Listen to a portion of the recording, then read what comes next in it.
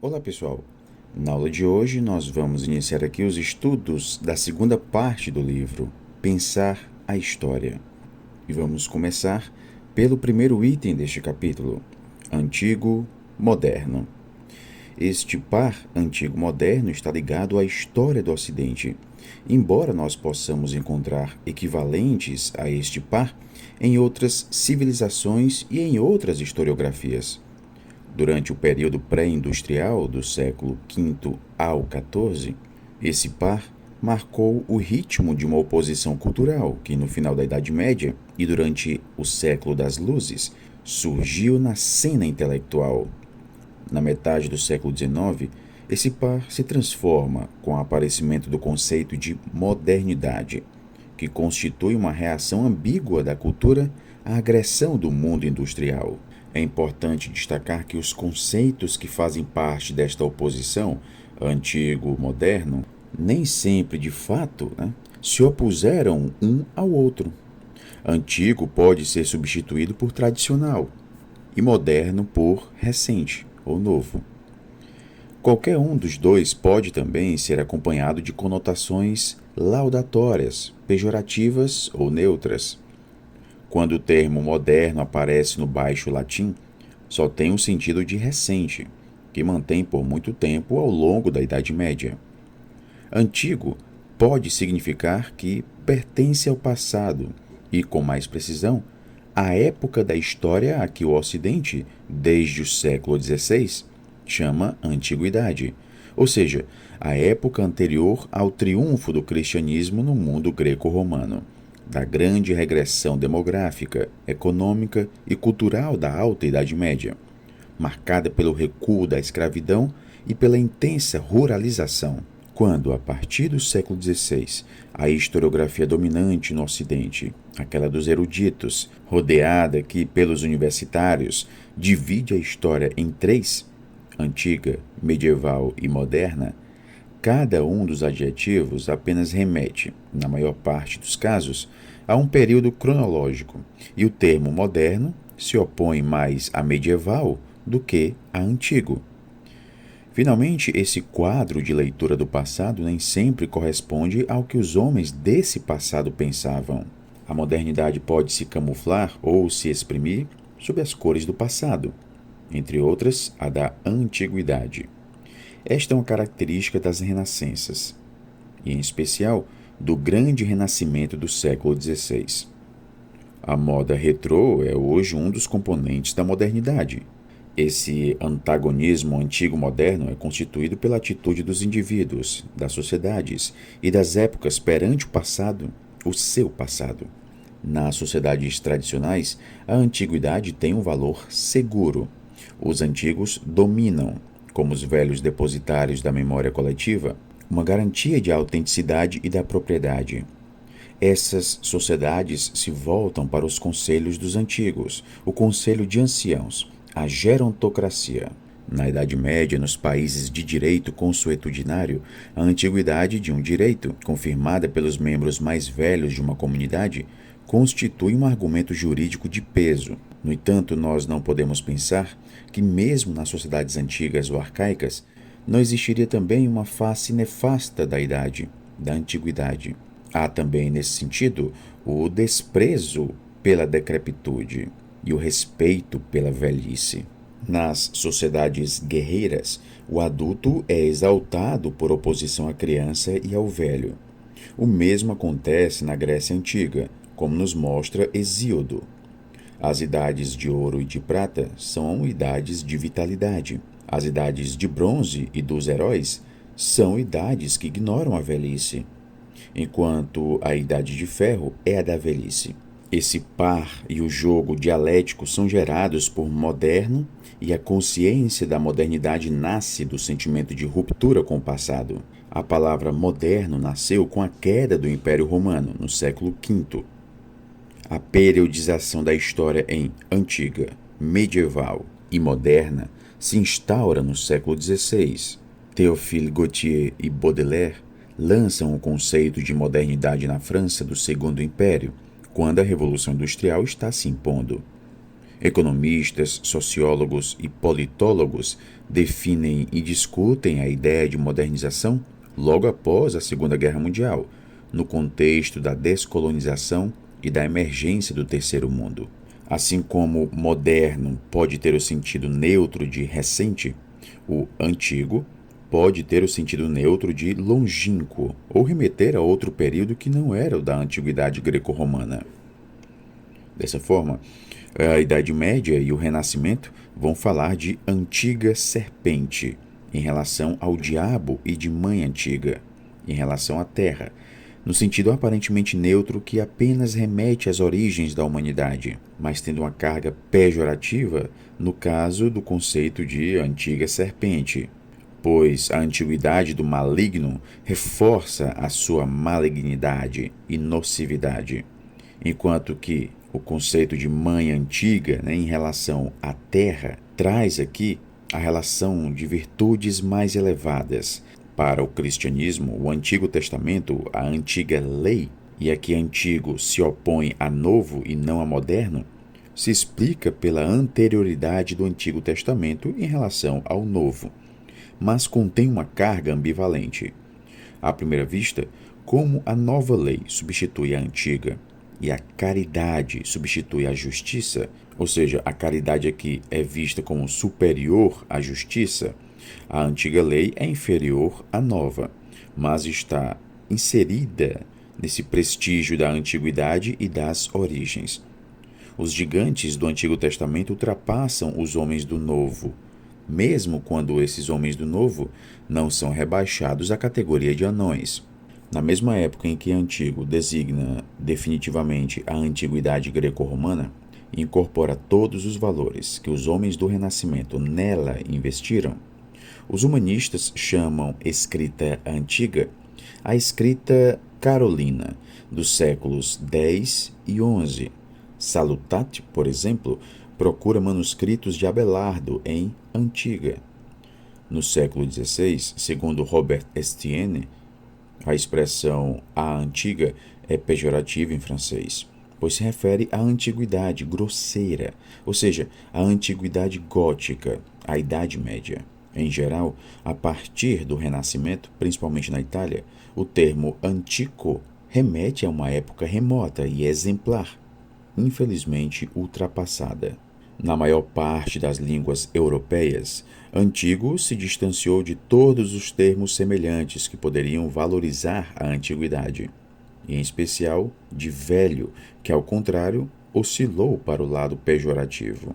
Esse jogo conceitual antigo e moderno se transformou quando, no Renascimento, antigo passou a designar a antiguidade greco-romana, uma antiguidade que os humanistas consideraram um modelo a se imitar.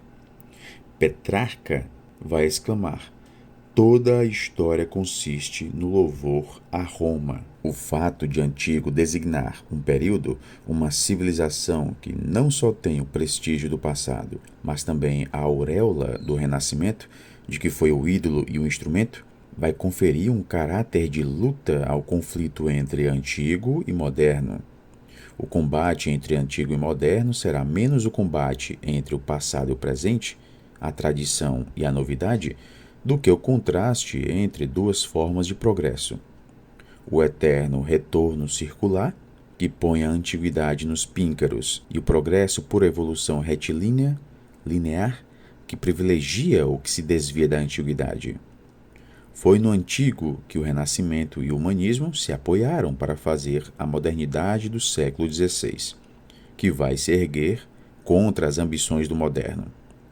O moderno vai acabar por se tornar anti-humanista, dada a quase identidade entre o humanismo e o amor pela única antiguidade válida, a greco-romana. Se por um lado o termo moderno assinala a tomada de consciência de uma ruptura com o passado, por outro lado, não está carregado de tantos sentidos como seus semelhantes, novo e progresso. Novo implica aqui nascimento, um começo que, como o cristianismo, assume um caráter quase sagrado de batismo. É o Novo Testamento, é a Vita Nuova de Dante, que nasce com o amor. Mais do que uma ruptura com o passado, novo significa um esquecimento, uma ausência de passado. É certo que a palavra pode assumir uma acepção quase pejorativa, como por exemplo na Roma Antiga, no caso dos homens novos, que seriam os homens sem passado, ou seja, nascidos de desconhecidos na hierarquia social, os não nobres, os novos ricos. O latim cristão medieval acentua, em certas expressões, esse sentido de uma novidade sacrílega, que não se liga aos valores primordiais das origens. Os novos apóstolos, no século XII, são os eremitas, pregadores itinerantes, clérigos regulares, reformadores da vida monástica, que, aos olhos de Abelardo, não passam de caricaturas selvagens e incultas dos verdadeiros apóstolos, aqueles do passado, das verdadeiras origens. Os conflitos de geração que atiravam modernos contra os antigos existiam desde a antiguidade. Horácio e Ovídio tinham se lamentado do prestígio dos escritores antigos e congratulado por viverem no seu tempo. No entanto, eles não tinham nenhuma palavra para designar moderno e nem utilizavam novo como oposto de antigo. No século VI aparece o neologismo modernos, formado por modo, que diz respeito a recentemente, da mesma maneira que odiernos, hoje. Formou-se, portanto, aqui a palavra odie, hoje. Cassíodo falou de antiquorum diligentissimos imitator modernorum nobilissimus institutor. E de acordo com essa expressão, modernos é a última das heranças do baixo latim. Mas os conflitos entre os antigos e modernos são posteriores, aparecendo primeiro no século XII. A oposição, se não o conflito, persiste na escolástica do século XIII. Tomás de Aquino e Alberto Magno consideram antiqui os mestres de 2 ou 3 gerações anteriores, que ensinaram na Universidade de Paris, em 1220 e 1230. Nesse período, a revolução intelectual do aristotelismo vai substituir o termo antiqui pelo moderni. Apenas nos séculos XIV e XV aparecem, no mesmo clima cultural ou em ligação direta com ele, vários movimentos que se outorgam abertamente à novidade, ou à modernidade, e vão opor à modernidade, explícita ou implicitamente, às ideias e práticas anteriores, antigas. Giotto, aqui, seria no século XVI, o primeiro artista moderno. O Renascimento vai perturbar aqui o surgimento periódico do termo moderno, como sendo oposto ao antigo. Só assim a antiguidade vai adquirir de fato e definitivamente o sentido de cultura greco-romana pagã. Isso no sentido positivo. O moderno só tem direito de preferência quando imita o antigo. É este o sentido da célebre passagem de Rabelais, que celebra o reflorescer dos estudos antigos. Agora todas as disciplinas foram restituídas. O moderno é exaltado através do antigo. Posteriormente, nós vamos ter aqui um coro de protestos contra esta superioridade atribuída aos gregos. Pretende-se retomar a imagem dos anões levados aos ombros por gigantes, mas para destacar, como fazia Bernardo de Chartres no século XII, que os anões modernos têm, sobre os gigantes antigos, a vantagem de uma maior experiência.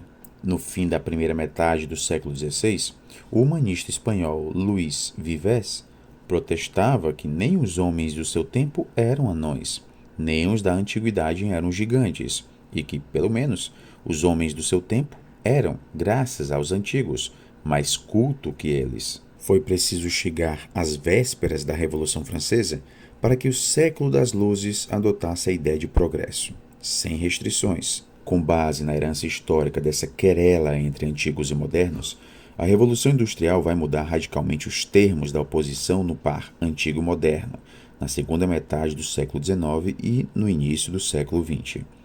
Aparecem aqui 3 novos polos de evolução e de conflito. Na passagem do século XIX para o XX, movimentos de ordem literária, artística e religiosa são rotulados aqui de modernismo, um termo que marca o endurecimento, pela passagem à doutrina de tendências modernas até então difusas. O encontro entre países desenvolvidos e países atrasados leva para fora da Europa Ocidental e dos Estados Unidos os problemas da modernização, que se radicalizam com a descolonização, algo posterior à Segunda Guerra Mundial. Na área cultural ocidental, simultaneamente por arrastamento e reação, aparece um novo conceito, que se impõe no campo da criação estética, da mentalidade e dos costumes, que é o conceito de modernidade. Nós vamos ter aqui o modernismo literário, que evoca, desde cerca de 1890, um conjunto de escritores de língua espanhola que escolheram este nome para manifestar a tendência comum de renovação dos temas e das formas. O modernismo, que compreende sobretudo poetas, foi particularmente vivo na América Latina, tendo como expoente máximo Rubem Darío. Vamos ter também o modernismo religioso.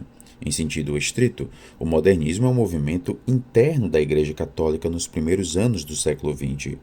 O termo aparece na Itália em 1904 e o seu uso vai culminar na encíclica Pascendi, do Papa Pio X, que vai condenar esse termo em 1907. Mas o modernismo está presente na longa tensão que agita o cristianismo, em especial a Igreja Católica, desde a Revolução Francesa até os nossos dias. A Igreja Católica oficial do século XIX se define como antimoderna. Na Itália, o movimento modernista vai desembocar numa ação de massas e propaganda, colocando em questão o domínio retrógrado da Igreja sobre a vida política, intelectual e cotidiana. A Igreja Católica seria, portanto, aqui o principal obstáculo à modernização da sociedade.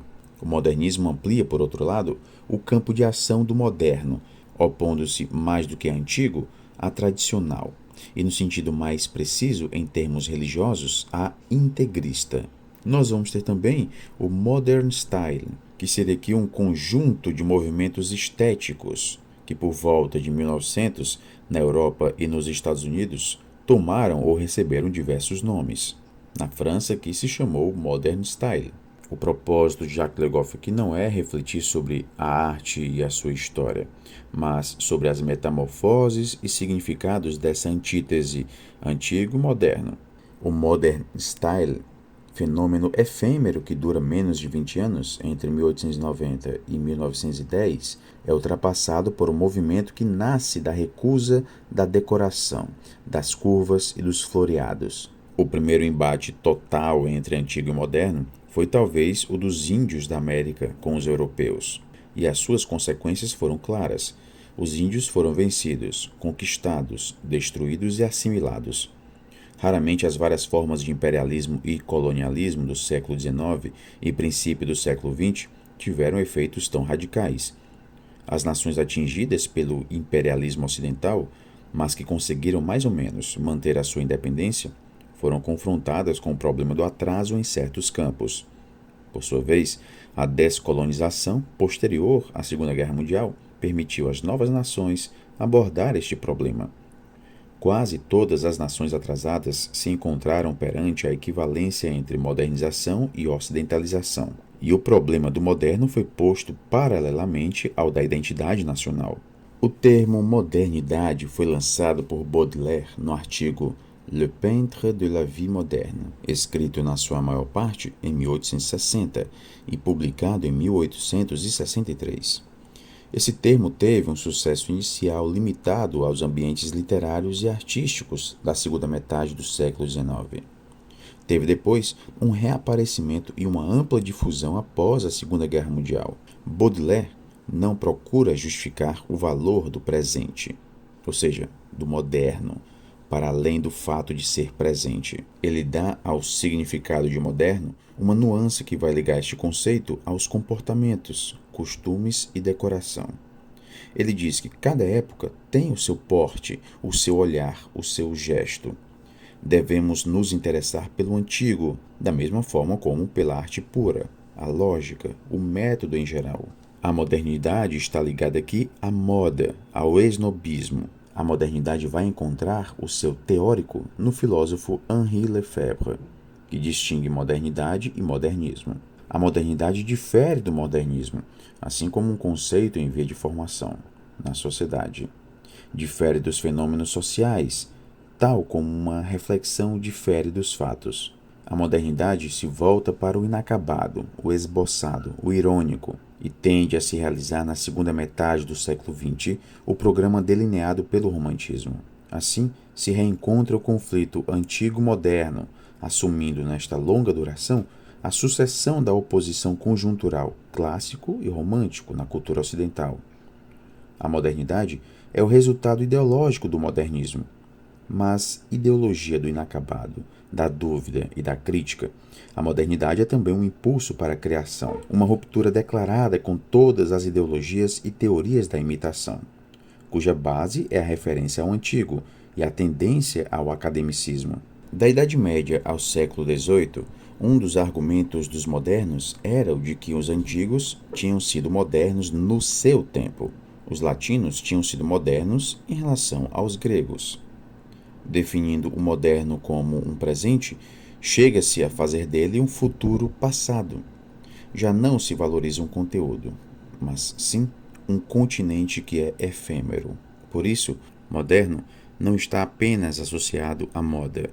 Moda e moderno vão se ligar ao tempo e ao instante. Tende a valorizar o novo, esvaziar o conteúdo da obra, do objeto e da ideia. E nós finalizamos aqui esta aula. Bons estudos a todos e até a próxima.